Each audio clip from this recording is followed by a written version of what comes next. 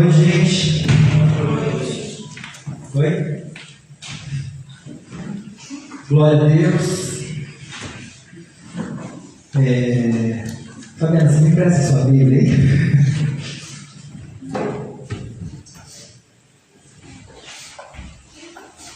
Tem alguém cansado aí? O pessoal que veio ontem na inauguração? Tem alguém cansado ou não?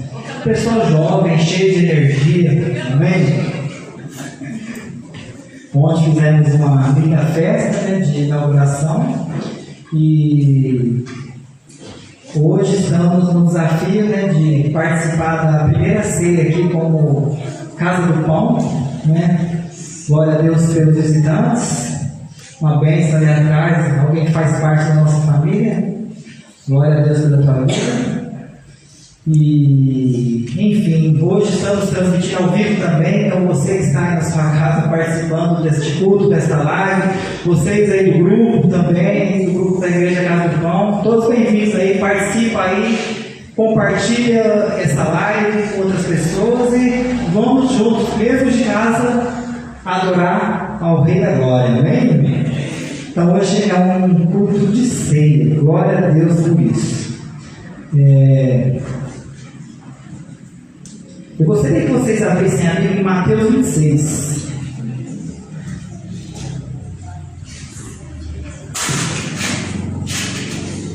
Mateus 26.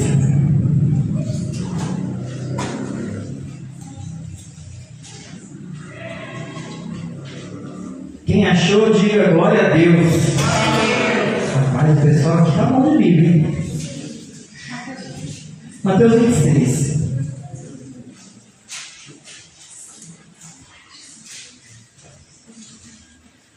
Pode ler? Versículo 26. Primeiro 26, mas vamos ministrar em cima desse texto. Enquanto comia, Jesus pegou o pão, deu graças, quebrou e deu aos seus discípulos, recomendando: tomai e comei, isto é o meu corpo. Amém? A gente vai deixar nesse texto mesmo que, na verdade, eu fico pensando, Jesus, pouco antes dele encarar um dos maiores desafios da vida dele como homem, que ele sabia que ele teria que enfrentar ali a obra da cruz, ele sabia do preço que seria pago em pouco tempo, e eu ficava pensando, Jesus poderia fazer qualquer coisa naquele momento, algo marcante para a história das nossas vidas, algo marcante para a história do universo, da história de toda a humanidade, estava para acontecer. E aí Jesus, ao invés de fazer, como eu disse, várias coisas poderiam ter sido feitas, ele decide sentar numa mesa com seus discípulos. E eu fiquei pensando, eu falei, Deus, por que sentar numa mesa com os discípulos? Irmãos, eu quero compartilhar com vocês um pouco da importância do poder que existe na mesa com Jesus, amém? E aí, Jesus, ele pega o pão, ele reparte ele e distribui. Ele distribui aquele pão ali com vários tipos de pessoas ali naquela mesa. Jesus era acostumado a sentar na mesa com religiosos, Jesus sentava na mesa com prostitutas, Jesus sentava na mesa com corruptos. Jesus, ele fazia questão de sentar na mesa com todo mundo. Por quê? Porque ele tinha algo para oferecer para todas as pessoas, amém? E ali ele pega, ele reparte o pão. E eu acho tremendo. Agora a gente vai entrar no texto. Pode abrir, continue no texto aí, versículo 21. Se alguém puder ler alto para mim, gente. Alguém puder ler para mim? Pode começar aí do 21 ao 22. 21 e 22? Isso. E durante a refeição, Jesus revelou: com toda certeza vos afirmo, que um dentre vós me trairá. Essa declaração consternou a todos, e começaram a indagar, um após o outro: Senhor, porventura serei eu? Isso. Irmãos, olha que Que situação! Jesus ele está ali diante de uma mesa com os discípulos dele, e ali na mesa, a primeira coisa que ele faz é trazer uma revelação para aquelas pessoas. Sabe, o Espírito Santo tem incomodado muito, tem nos incomodado. Eu lembro que lá em Franca fizemos uma série de 5 semanas falando sobre o poder da mesa. Foi durante 5 semanas. E o tremendo ali que Jesus ele está nos chamando novamente para ter tempo de mesa, sabe? Por que tempo de mesa? Irmãos, eu aqui em cima do altar falando, e vocês aí ouvindo, não tem olho no olho. É uma pessoa só falando, mas não tem relacionamento, não tem intimidade, não tem diálogo, sabe? Então hoje existe uma carência de famílias que sentam à mesa para comer, que sentam à mesa para conversar um com o outro, que sentam na mesa para compartilhar as histórias, que sentam na mesa para olhar um no olho do outro. Sabe, eu vejo, você entra em casas hoje, cada um fica num cômodo da sua casa, com o celular na mão, chega na hora da refeição, um está assistindo televisão, não tem nada contra, aí o outro está ali no quarto, cada um almoça no horário devido ao emprego, e Deus está chamando a igreja para voltar para a mesa com a família, amém? A gente precisa voltar a sentar ao redor da mesa com a família. Então Deus tem falado muito forte sobre isso comigo.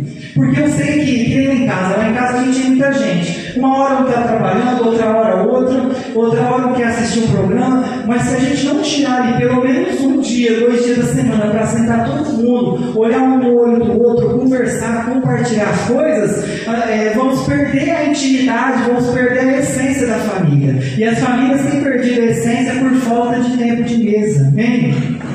Então a mesa é para a família, a mesa é para a igreja. Sabe, porque a gente ia começar na segunda-feira, as segunda-feiras, começar nas casas, é esse tempo de mesa. Onde você pode fazer um círculo assim, você coloca ali, talvez você não tenha uma picanha ali, né, Fernando, para assar um churrasco, uma picanha, mas às vezes você tem um pão, você tem ali uma rosca, você sentar ali e compartilhar a palavra, como fizemos aqui quarta-feira. Quarta-feira a gente fez uma reunião, todo mundo aqui falando, expressando opinião, dando ideias. Irmãos, a igreja precisa voltar a olhar um no olho do outro, amém? A igreja precisa aprender a sentar junto com pessoas que pensam diferente, com pessoas que têm ideias diferentes. Isso não é ruim, isso é bom, isso traz maturidade para nós, isso traz relacionamento. Então ali, voltando para a mesa ali, na ceia, a última ceia, então ali Jesus falou assim, eu vou passar o maior ensino que eu poderia ensinar para os meus discípulos, mas é na mesa que eles vão aprender, é na mesa. E ali, Jesus começa a compartilhar com eles, mais embaixo, ele começa a compartilhar e ele fala assim, olha, é o seguinte, ele dá 3 revelações naquela mesa, logo de cara. Ele fala assim, alguém aqui na mesa vai me trair. Primeira revelação que ele dá, ele fala, alguém aqui na mesa vai me trair. Irmãos, ele não excluiu quem ia trair da mesa dele, ele sabia quem seria o traidor ali, mas ele permaneceu com o traidor na mesa. Aí a segunda revelação que ele tem, ele fala assim, todos vão me abandonar. Todos vão me abandonar. Olha, na hora que o bicho pegar mesmo, todos vão me abandonar. Então, irmãos, se você às vezes sente, nossa, parece que todo mundo me abandonou.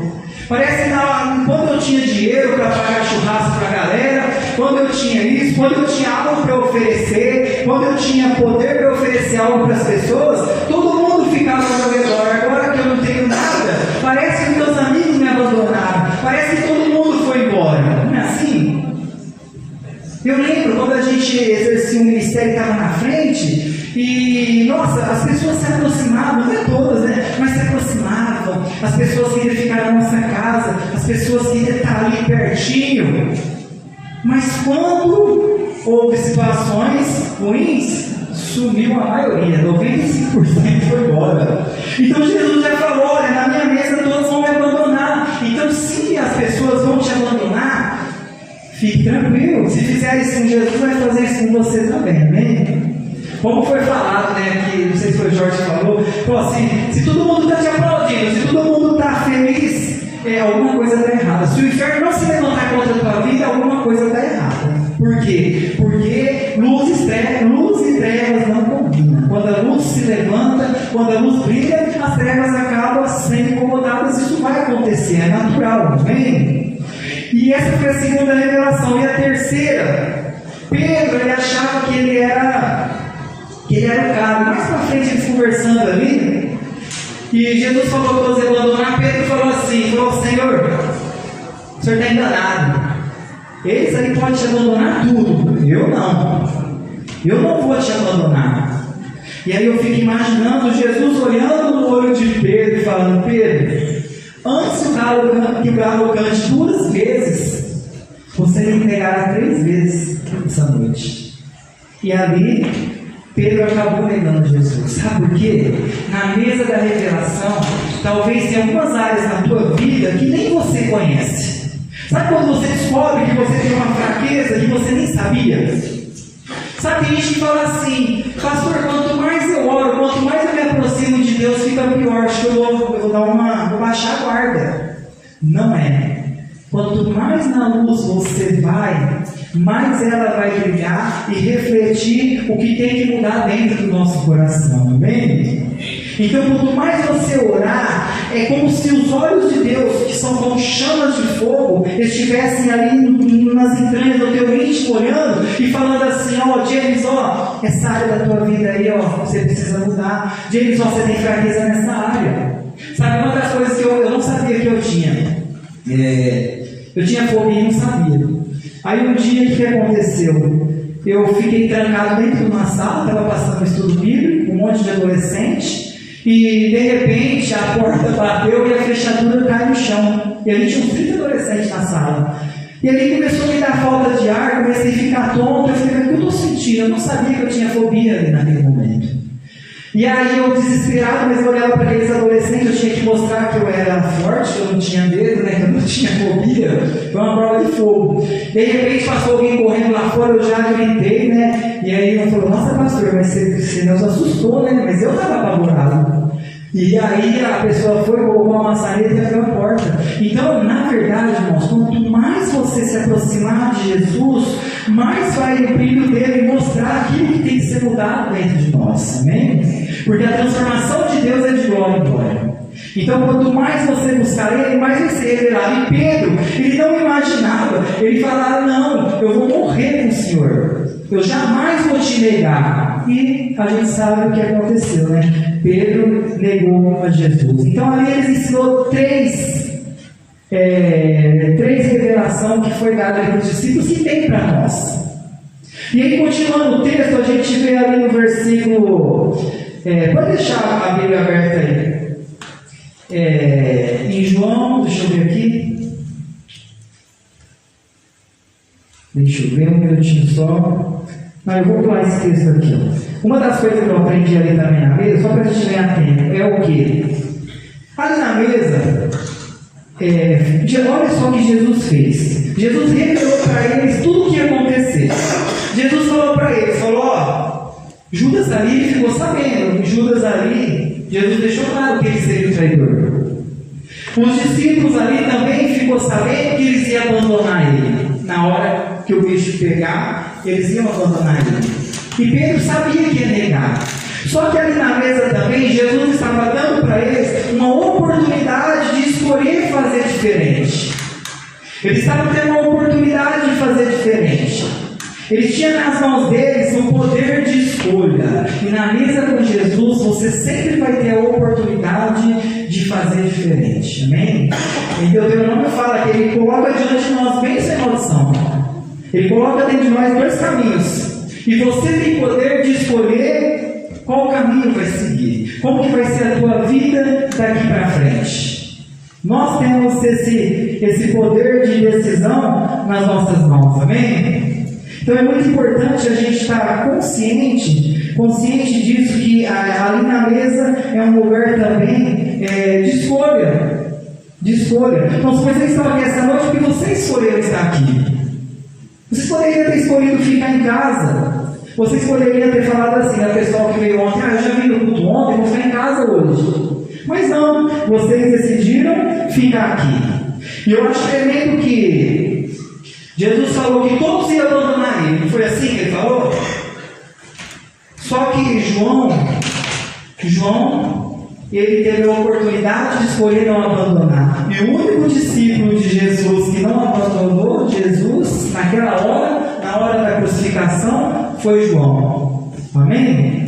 Então João, ele decidiu fazer diferente, ele decidiu aproveitar aquela revelação e aquela oportunidade de fazer diferente. Irmãos, Deus ele não nos revela algumas coisas, algumas situações, mas a gente está com o poder nas mãos de fazer diferente. Amém? Então é muito importante a gente ter essa consciência. E dali da escolha, depois que você decide ser fiel a Deus, depois que você decide permanecer, porque às vezes é difícil.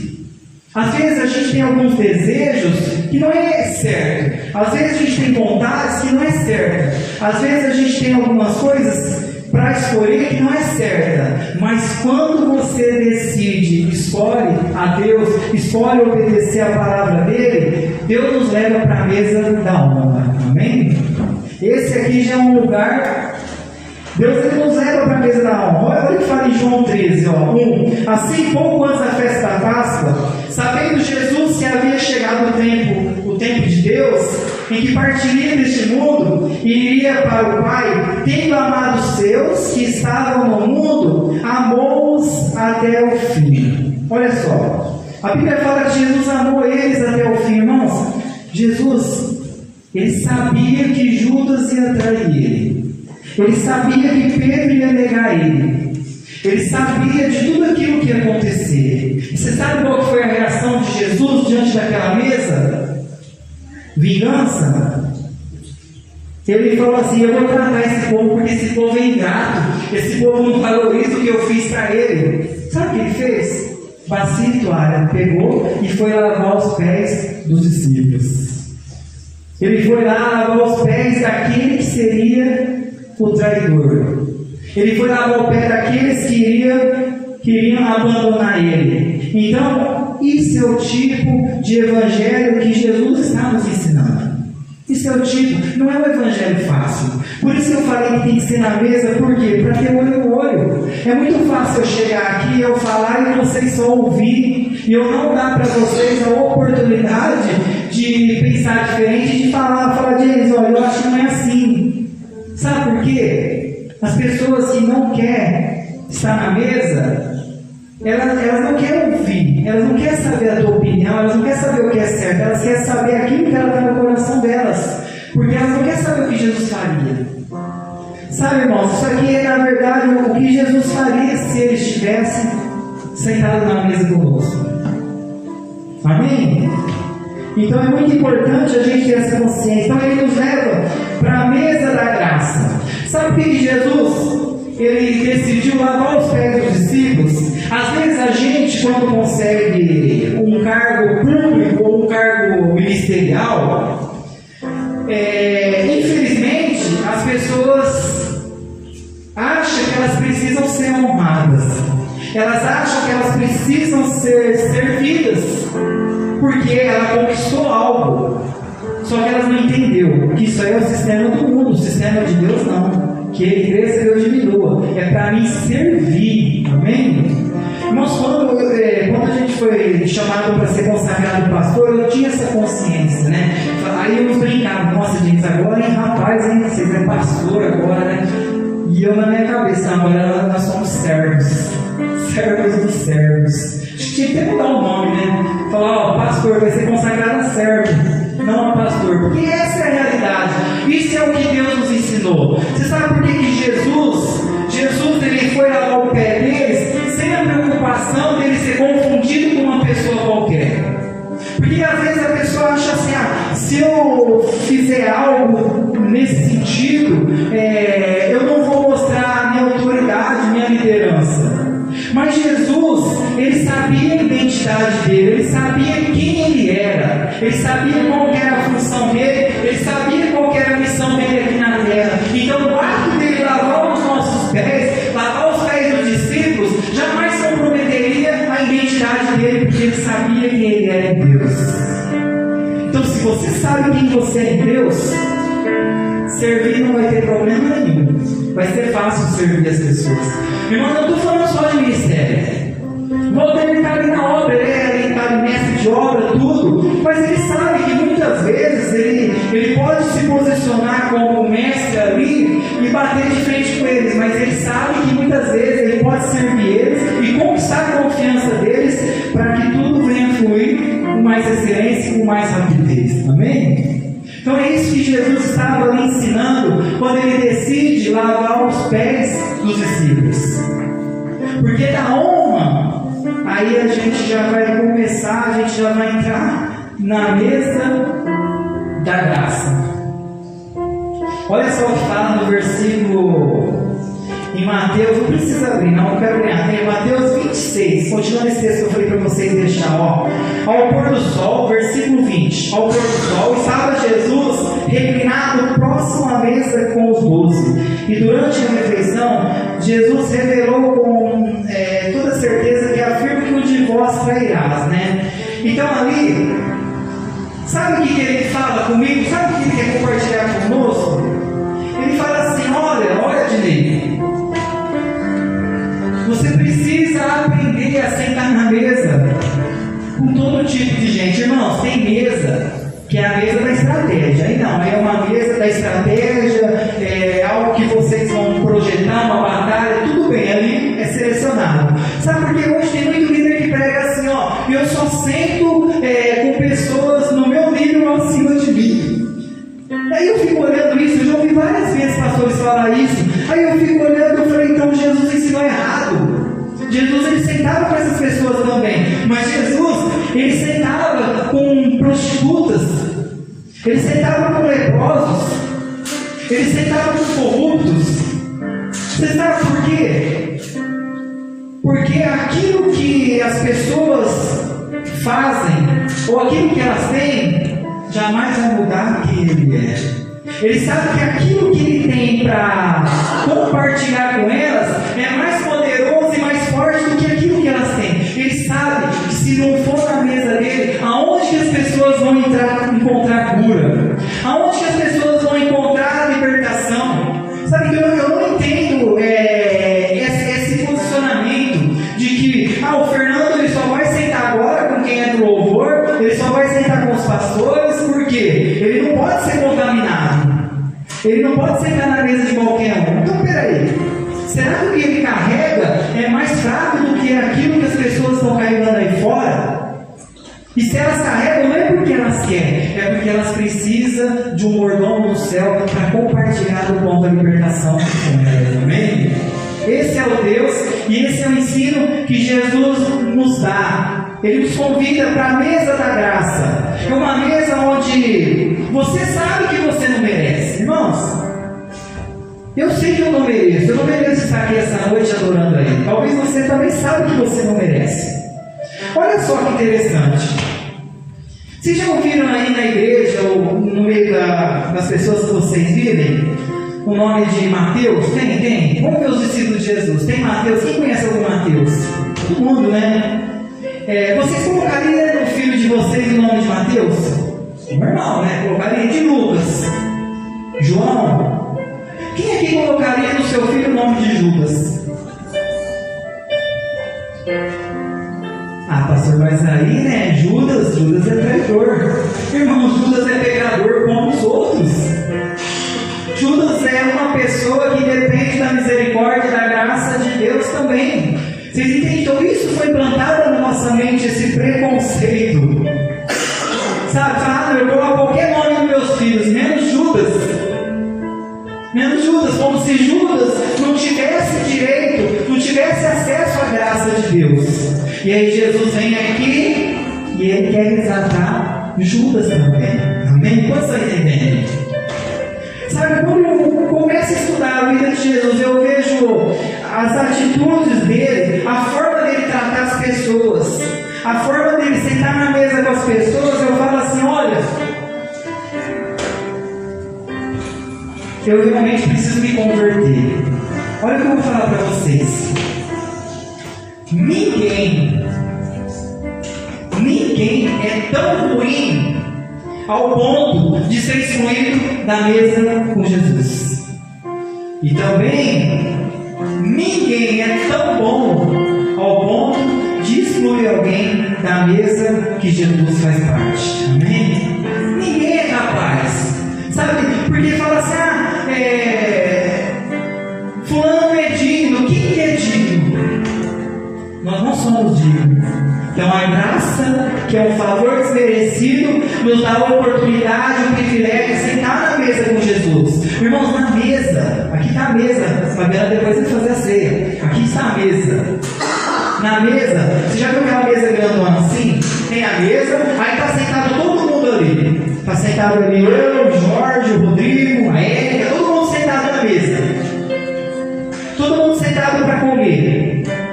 E aí Jesus está olhando, Jesus está na mesa, ele está olhando para o Fernando. Ele não está falando assim, não, o Fernando é um ministro do louvor, Fabiana é pastora, Rodrigo é missionário, aquele lá é desviado, aquele lá é pecador, aquele lá é fraco. Não, Jesus, quando você está na mesa com ele, é todo mundo filho. É todo mundo filho, ele não está olhando para o nosso crachá. Ele não está olhando para quem a gente, qual a posição que a gente está no reino, qual o nível de pecado que você tem. Não tem maior e nem menor. Não tem maior nem menor. Quem faz isso aí é o homem. Mas para Jesus, na mesa é todo mundo filho. Deus vai fazer justiça. Vai fazer justiça porque a Pâmela não sei o que. Não, peraí. O mesmo Deus de justiça de um é o Deus de justiça de outro. Sabe? Quem tem mais de um filho? Levanta a mão. Ixi, é um monte de gente. Isso aqui é filho, que é o que não falta, né? Filho que é que não falta. Fernando de Velho já vem mais um. Fabiana de direita, todo mundo vendo. A Jéssica já está quase para chegar aos gêmeos. E assim vai indo. E aí a gente entende. Quando você entende isso aqui, você vai entender a ótica de Deus. A gente começa a entender a ótica de Deus, como que Deus olha para nós. Sabe por quê? Às vezes a gente quer que Deus faça justiça com aqueles que nos prejudicam e vice-versa. E aí Deus ele tem um problema para resolver. Ele tem um problema. O problema dele é que todo mundo é filho. Todo mundo é filho. Quem assistiu aquele filme Acabando? Vixe, bastante. Eu não lembro os detalhes, mas eu acho tremendo que o rapaz ali que teve a situação que aconteceu com a filha dele, ele é revoltado com Deus. Ele é revoltado que Deus permitiu que aquilo acontecesse com a filha dele. E aí ele chega numa parte, numa determinada situação do filme, aí a pessoa pergunta para ele, tá bom, você tem 3 filhos. Você tem 3 filhos ali. Qual dos 3 você vai ter que escolher um? Eu vou falar do meu jeito, né? Do filme. Qual dos 3 você tem que escolher um para ir para o inferno? Falou o pastor, olha, corta aí, Levi. Você vai escolher um para ir para o inferno. Você vai ter que escolher um dos 3. James, você vai ter que escolher entre o Levi, a Laura ou a Liza. Quem escolheu um? Qual dos 3 você vai escolher? Não é difícil? E aí quando ele pergunta para o homem, o homem fala, não tem como eu fazer uma escolha dessa, porque todos são filhos. E aí eles ensinam para ele, então, assim é Deus. Como que Deus vai fazer o que está no teu coração, sendo que os outros também são filhos dele? Irmãos, a graça é para todos. Que pai que quer que seu filho passe um sofrimento eterno, que vai passar a eternidade no inferno? Ninguém. Vocês entendem? Então na mesa ali é todo mundo igual. É todo mundo. Então quem decide quem vai sentar na mesa com Jesus não é o pastor, não é o bispo, não é os líderes. Quem decide é quem é o dono da mesa. O dono da mesa é Jesus. Amém? Ele decide quem tem que estar na mesa e pronto, porque a mesa é dele. Porque a mesa é dele. Amém? E eu não quero deixar esticar muito não, que a gente ainda tem a ceia, sabe? Mas o problema que eu vejo que nós temos é um complexo dentro da gente. Às vezes não é as pessoas que nos excluem da mesa. Às vezes nós nos excluímos da mesa. Irmãos, você não precisa excluir da mesa só porque você tem uma fraqueza. Sabe, talvez você tenha uma área que você ainda não conseguiu vencer. Mas se você sair da mesa, onde você vai encontrar a cura? Porque a tua cura só está em Jesus.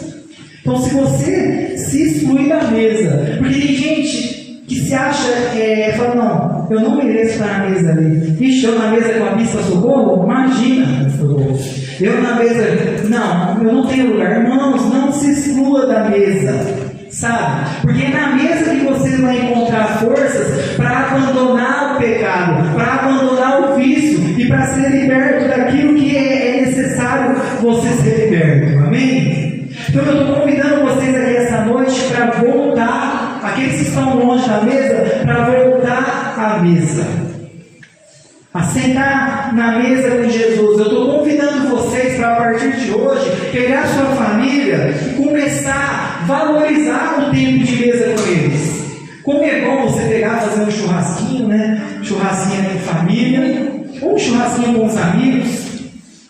Sabe, você está ali no meio, colocar uma mesa ali, ó, uma farinha, uma picanha, pode ser uma ponta de peito também. Eu como o que é carne, eu como, só como carne de gente, mas o que é carne eu como. E você ali bater um papo, conversar. Só que Deus nos dá um alerta a respeito da mesa. Deus não vai fazer parte de mesa de fofoca. Irmão, esse tipo de fofoca ali, Deus não faz parte dessas mesas. Deus não vai fazer parte de uma mesa onde eles estão assassinando pessoas com palavras. Sabe por quê? Às vezes a gente fala assassinato, não é somente eu dar um tiro em alguém. Sabe? Eu tenho as pessoas que eu tenho influência. Eu posso chegar e assassinar a imagem do Rodrigo. Eu posso, não posso? E você acha que Jesus vai se agradar de uma mesa que mata as pessoas? Então isso aqui é para a gente se sentar na mesa e ter esse temor. Que a mesa é um lugar de comunhão. Que a mesa é um lugar de olho no olho, sabe? Eu vi um testemunho de um rapaz que já fazia 11 anos que ele não conversava com o filho dele. 11 anos. Só que teve uma situação que a mãe desse rapaz, ela estava muito doente. Então assim, não tinha mais o que fazer. E aí o único pedido que ela fez, e esses 10 anos o filho sem olhar na cara do pai dele. E o único pedido que ela fez para o marido dela: eu quero uma janta com a nossa família. E ali foi, convidou, esse filho teve uma certa resistência, mas como a mãe estava naquela situação, ele acabou cedendo. E esse testemunho é do pastor, eu não lembro o nome dele, mas aí ele pega, convida esse filho. Irmãos, o filho dele realmente pisou na bola, realmente machucou ele e vice-versa. Mas esse pastor fala que quando eles estavam à mesa, na hora que o filho dele olhou no olho dele, ali começou uma cura de 10 anos. 10 anos sem olhar, sem conversar. Sabe? E esse pai falou: meu Deus, por que eu fui tão orgulhoso? Eu também poderia ter ido atrás dele. Agora que a mãe está à beira da morte, a um passo, teve a cura.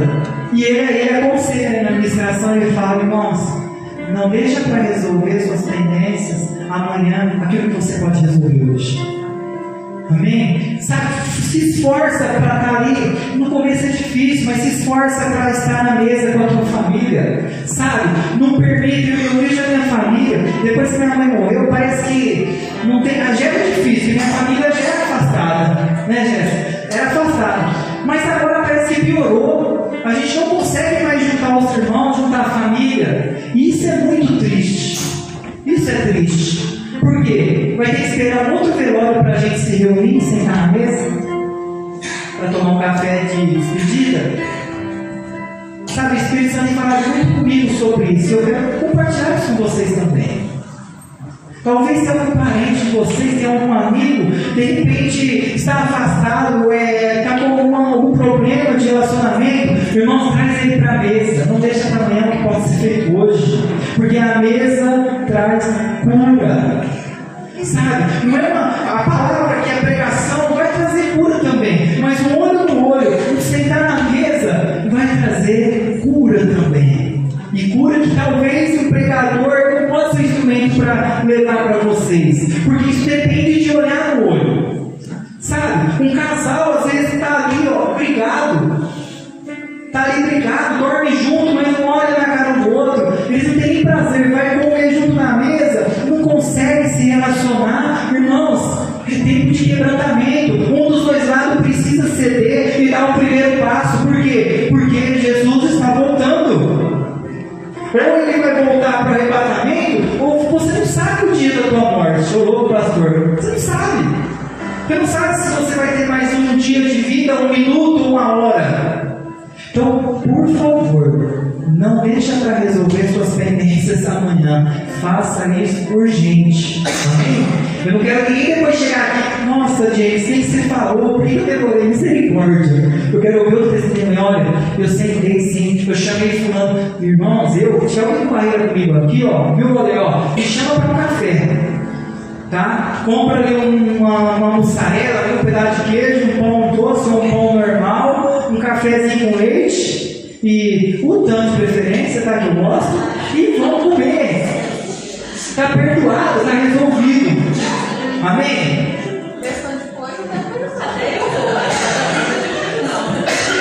Eu gostaria que vocês ficassem em pé. Eu já vou orar, depois eu vou passar para a Fabiana fazer assim, celebrar assim. Vocês entenderam a mensagem, irmãos? Tem que ser bem direto, bem. Feche seus olhos.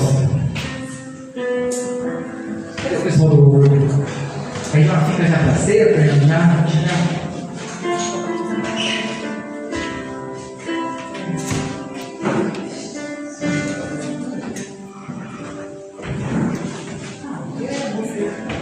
Feche seus olhos. Aleluia, Jesus. Senhor, eu coloco diante de Ti, ó Pai. Coloco diante de Ti tudo aquilo que foi liberado nessa noite ministrada, Pai. Espírito Santo, eu sei que na Tua mesa tem cura para as nossas vidas, ó Pai. Eu sei que na Tua mesa, Pai, tem descanso. Irmãos, talvez você está aqui nessa noite, está ansioso. Talvez o medo tenha dominado sua alma. Sabe, o medo do amanhã. Talvez a tua cabeça está no dia de amanhã. Você fala assim, meu Deus, quantas coisas eu tenho para resolver amanhã. Dá vontade de sumir, dá vontade de fugir. E Deus vem aqui nesta noite e fala para você, não. Permaneça na mesa comigo. E se quiser, pode reclinar a sua cabeça nos meus ombros, que eu vou te aliviar, que eu vou trazer cura, que eu vou restaurar a tua vida, que eu vou restaurar a tua saúde. Eles vão cantar uma canção, deixa o Espírito Santo ministrar no teu coração, o que ele tem para você essa noite.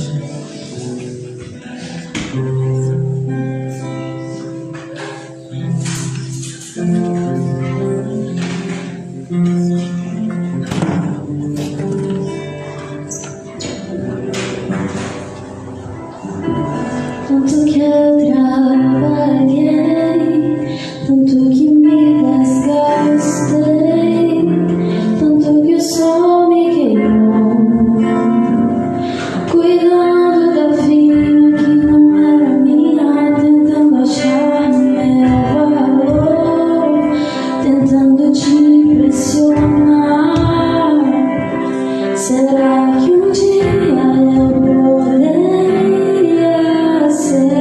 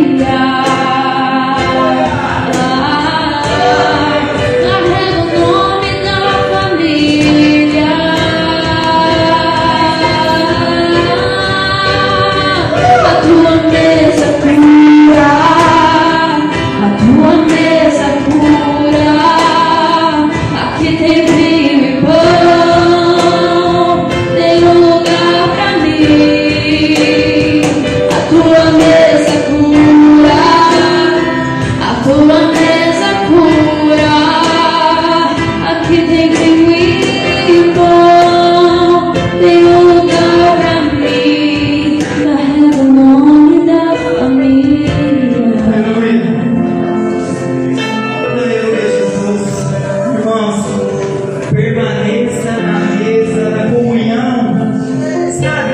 Não permita que nada e ninguém te faça da mesa, porque Deus sempre vai ter. É uma mesa onde a fartura de pão, é uma mesa onde a fartura de vinho, sabe? O vinho simboliza alegria. Talvez você perdeu a alegria da salvação, e Deus nessa noite Ele quer fazer você sair daqui transbordando com a alegria da salvação. Deus sempre vai ter na mesa dele pão e vinho, pão para saciar a tua fome, sabe? Eu não posso saciar a tua fome, o homem não pode. Talvez você tenha buscado saciar a tua fome no teu esposo, na tua esposa, no filho do pai. Não, esquece. É na mesa do pai que a sua fome será saciada. É na mesa do pai que o vinho vai transbordar na tua vida. Pastor, mas eu já fiz tanta coisa, eu não consigo mais ser feliz, eu não consigo mais ser alegre. Parece que está faltando alguma coisa, pastor. Irmãos, está faltando vinho. E este vinho está na mesa do Pai. Está na mesa da graça. É lá que você vai encontrar cura, seja ela física, seja ela emocional, seja ela financeira, seja ela espiritual. É na mesa do Pai que a sua fome vai ser saciada. Amém? Aleluia. Glória a Deus. Vem cá, Fabiana.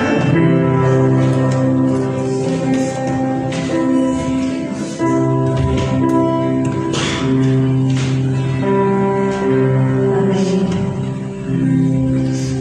Vamos ficar mais uns minutinhos, amém? Embora eu ache que a gente só foi precisar agora orar e quer consagrar o pão e o vinho. Porque a frente pode deixar. Porque eu creio que Deus falou muito conosco a respeito dessa mesa, amém? Mas eu gostaria de ler com vocês lá em Lucas, capítulo 22, versículo 14. É algo que Deus colocou no meu coração a respeito dessa nossa primeira ceia. Nós somos muito gratos ao que Deus tem feito nesse lugar, amém? Eu sou grata. Eu sou muito grata ao Senhor pelas pessoas que Deus tem enviado a esse lugar. Por tudo que Deus tem feito, tudo que Deus tem soprado em nós. Eu acredito que realmente o Senhor ele vai nos surpreender com algumas coisas aqui pra frente. Amém? Eu quero viver as surpresas do Senhor.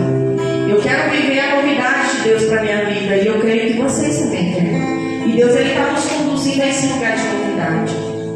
E em Lucas 22, versículo 14, diz assim: chegada a hora, Jesus se pôs à mesa, e os apóstolos estavam com ele. Então Jesus lhes disse: eu tenho desejado ansiosamente comer essa Páscoa com vocês, antes do meu sofrimento. Pois eu lhes digo que nunca mais a comerei, até que ela se cumpra no reino de Deus. E pegando um cálice, depois de ter dado graças, ele disse: peguem e repartem entre vocês. Pois eu digo a vocês que de agora em diante não mais beberei do fruto da videira até que venha o reino de Deus. E pegando um pão, tendo dado graças, o partiu e deu-lhes, dizendo: isso é o meu corpo, que é dado por vocês. Façam isso em memória de mim. Do mesmo modo, depois da ceia, ele pegou o cálice, dizendo: esse cálice é a nova aliança no meu sangue, e ele é derramado por vocês. Mas eis que a mão do traidor está comigo à mesa, pois o Filho do Homem vai segundo o que está determinado. Mas ai daquele por quem eles serão traídos. Então eles começaram a perguntar entre si, qual deles seria aquele que iria fazer isso. E na verdade, lendo esse texto hoje, se a gente for ver em alguns outros evangelhos, fala sobre a ceia também. Lá em Mateus e Marcos, a gente vê que fala sobre essa situação e Lucas nem estava lá. Mas Lucas também detalha um pouco a respeito desse momento. E o que me chamou a atenção aqui é que Jesus, quando está com eles, quando senta com eles, Jesus olha e fala assim: olha, eu tenho viver esse momento com vocês. Imagina Jesus, ele ter vivido toda uma vida consagrada a Deus, dedicada a Deus, fazendo aquilo que o Pai mandava ele fazer, se preparando para um momento, que seria a crucificação. E essa era a última ceia dele antes daquele grande evento, porque ele nasceu para morrer. Ele nasceu para nos resgatar e nos comprar. Esse era o projeto de vida de Jesus. Ele nasceu para servir ao Pai. Esse é o meu projeto de vida. Esse é o meu projeto de vida. Nós nascemos para servir ao Senhor, porque nós não pertencemos a essa terra, nós não somos daqui. E Jesus, ele entendeu muito bem isso, e ele viveu isso com muita excelência.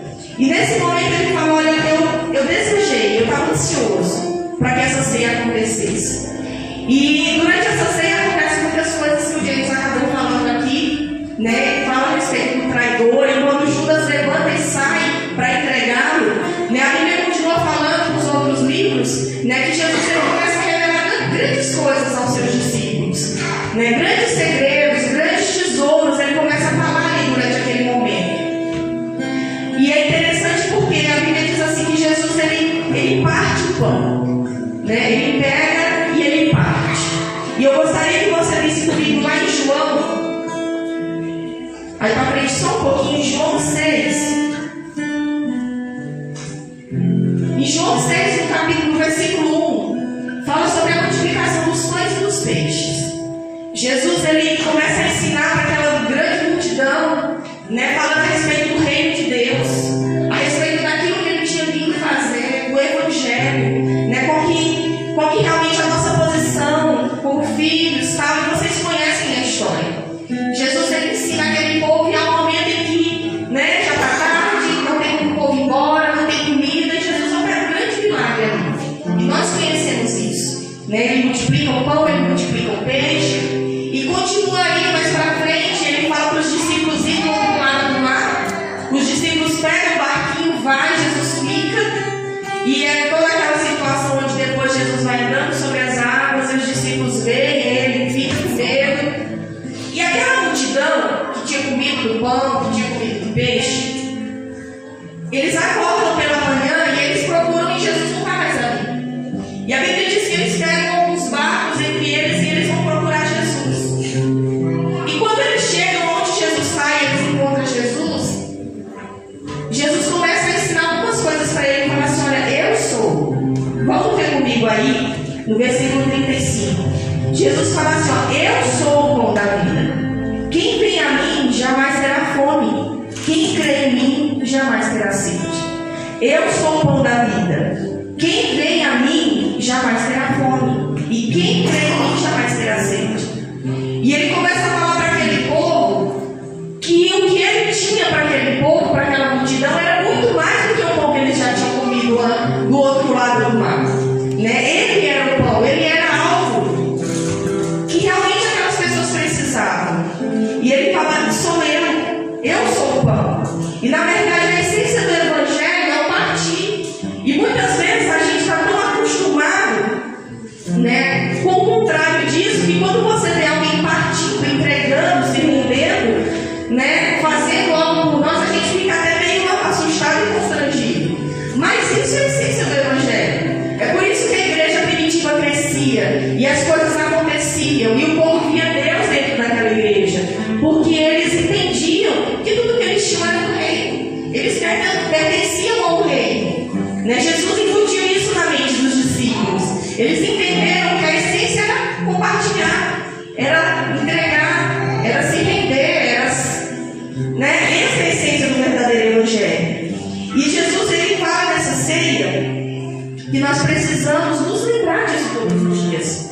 Qual é a essência do reino de Deus? Que é o partir, que é o convívio. E nós temos, né, a facilidade muito grande de esquecer. A gente esquece muito rápido das coisas. Quantas coisas a gente faz para alguém e a pessoa esquece? Às vezes você comenta alguma coisa com a pessoa, você vai perguntar para ela, você vai cobrar, ela já esqueceu. Nós esquecemos. Aí Jesus fala assim: olha, façam sempre isso em memória de mim. Todas as vezes que vocês partirem do pão, todas as vezes que vocês compartilharem desse momento entre vocês, vocês vão lembrar que vocês Vocês vão lembrar que vocês realmente são alimentados por algo que não é dessa terra. Vocês precisam lembrar. Porque se vocês não lembrarem, vocês vão criar raízes aqui. E não foi para isso que eu chamei vocês. Então o Senhor, Ele nos dá essa direção de sempre fazer ceia, para nos lembrar que nós não pertencemos a essa terra.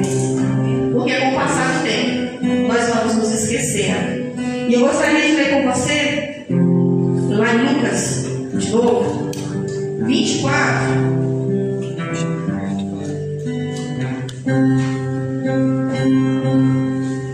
Em Lucas 24, 13, está falando da história de dois discípulos, né? Eu já falei aqui sobre isso.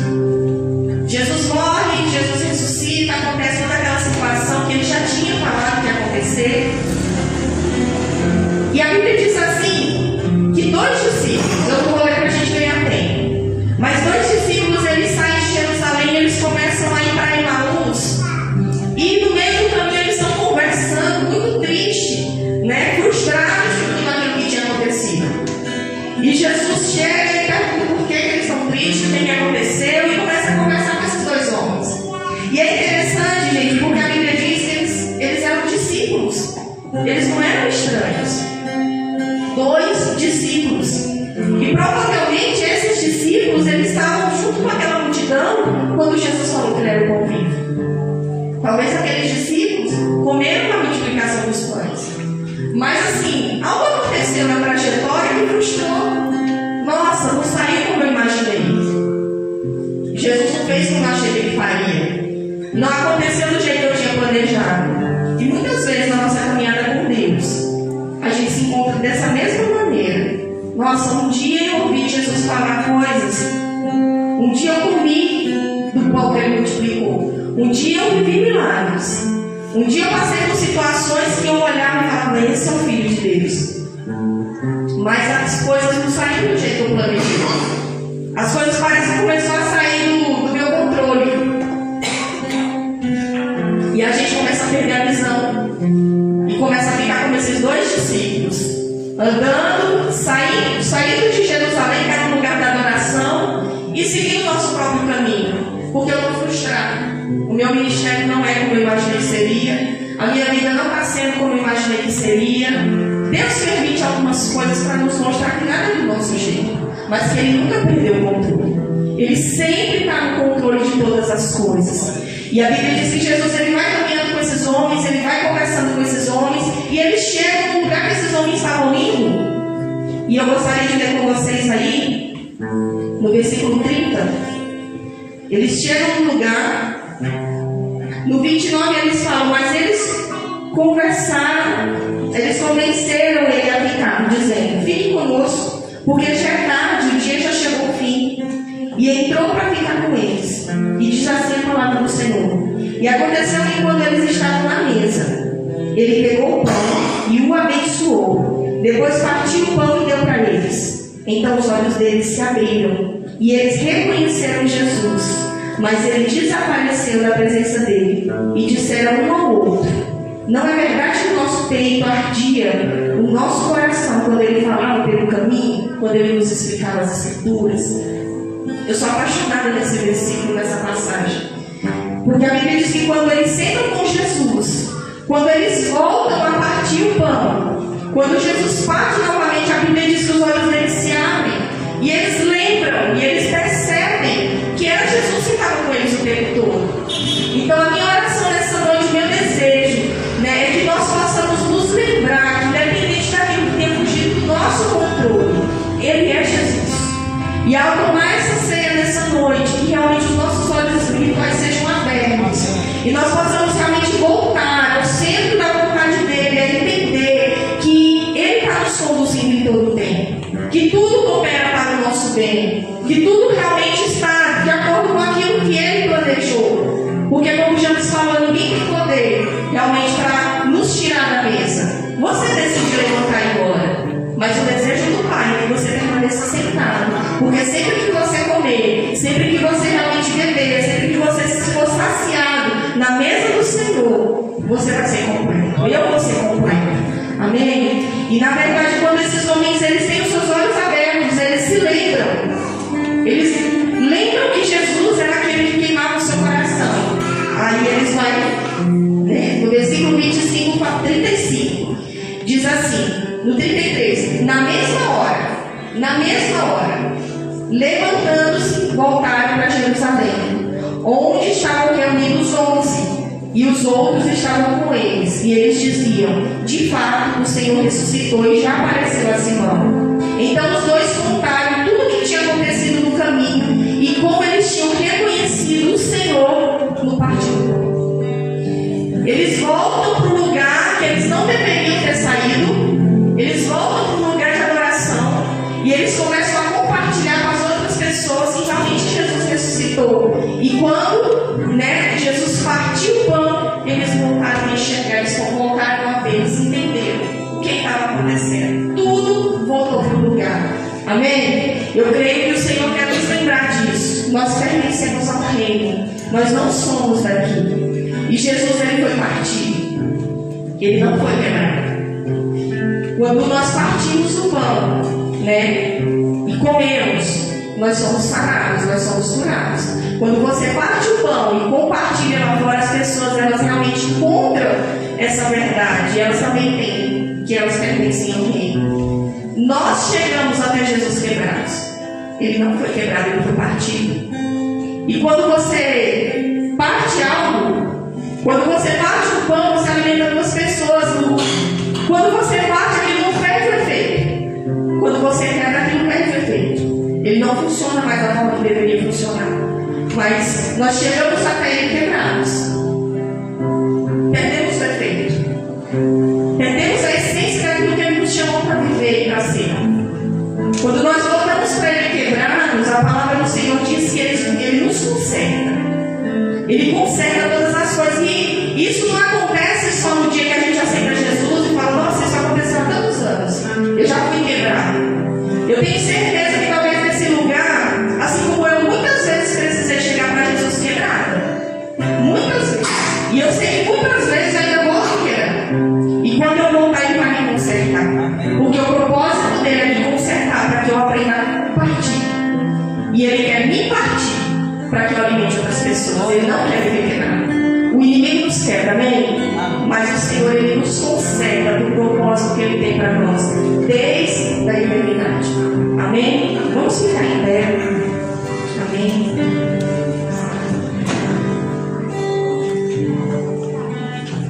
Eu gostaria de para Mônica, você serve? Natália, Jans, serve um pouco o pessoal para deixar.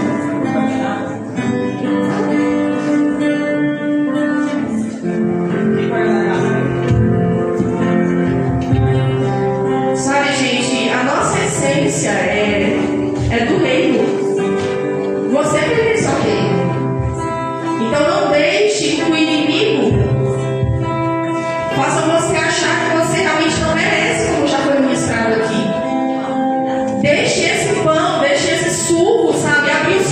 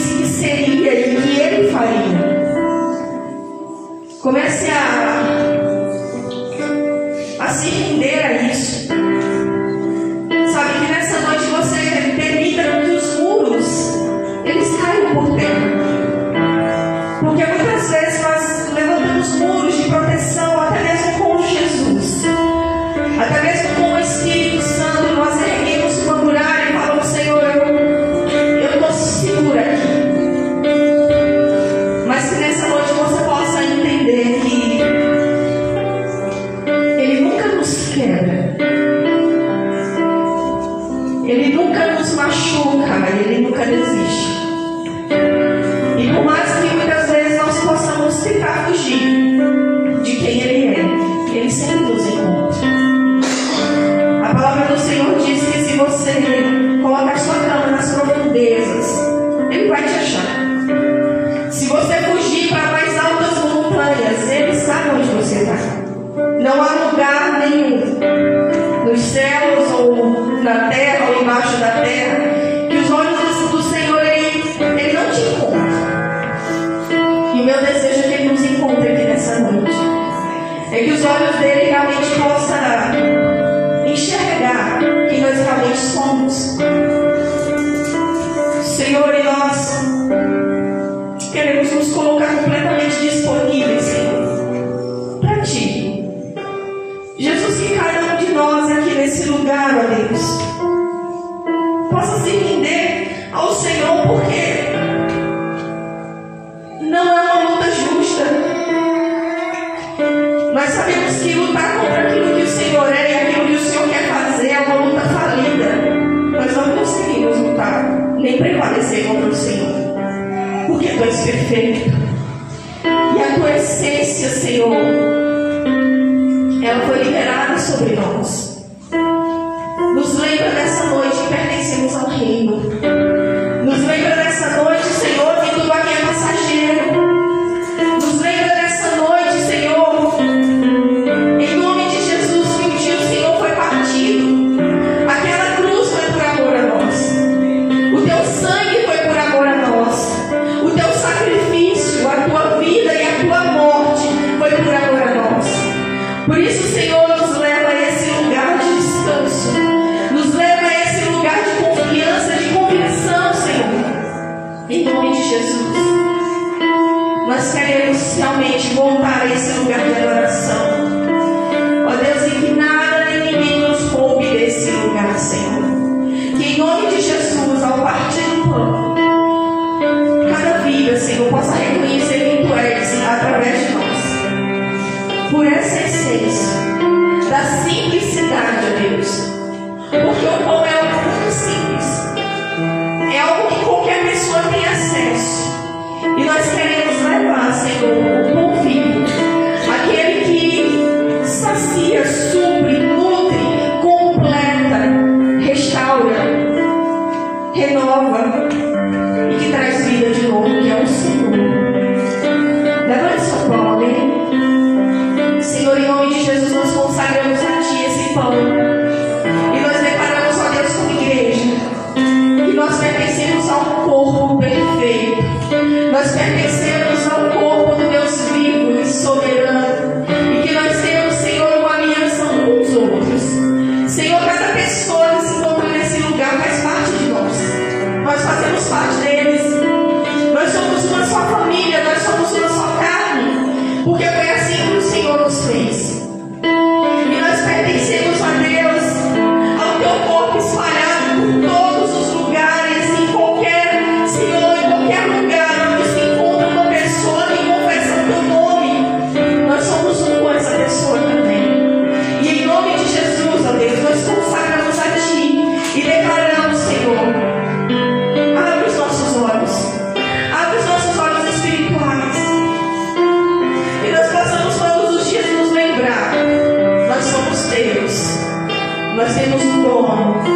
Muito obrigado, Jesus, pelo Teu corpo partido e dilacerado. Muito obrigado, Jesus, pelo Teu corpo entregue e rendido. Muito obrigado, Jesus, pelo Teu corpo que foi entregue, mas que foi restaurado. E que um dia nós iremos contemplar com os nossos próprios olhos o Teu corpo completamente glorificado, porque é promessa Tua para nós. Nós consagramos em nome do Pai, do Filho e do Espírito Santo. Amém? Pode comer seu pão.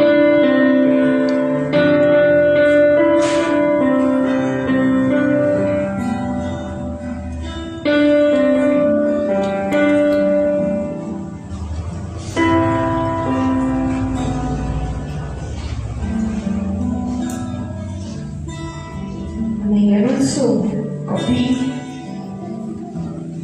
Senhor, nós consagramos a Ti, ó Deus, esse vinho que representa o teu sangue.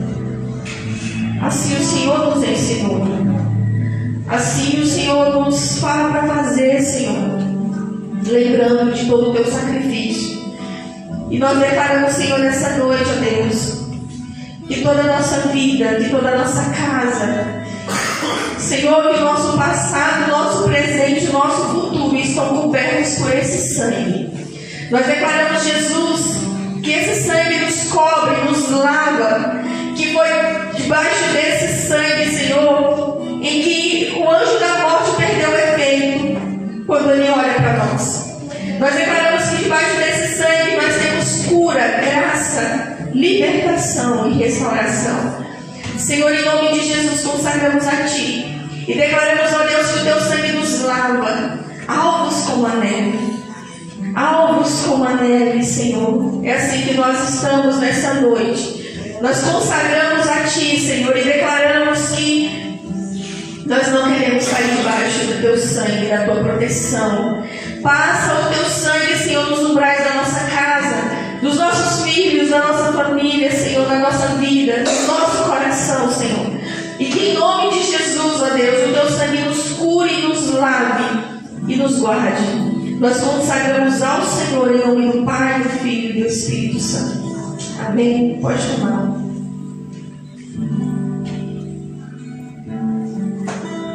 Glória a Deus.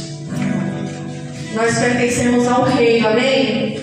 Nós temos um nome. Nós temos um Senhor. Glória a Deus. Glória a Deus. Vamos dar um aplauso para você encerrar. Aleluia. Deus abençoe vocês. Quarta-feira tem culto, tá? Então às quartas-feiras e aos domingos culto. Às quartas às 20 horas e aos domingos às 19 horas. Amém? Então convide um amigo, convide alguém e traz para essa mesa da comunhão. Deus abençoe a semana de todos, em nome de Jesus. Só um abraço para pelo menos 7 pessoas antes de ir embora. Um para cada dia da semana. Deus abençoe. Tchau, tchau.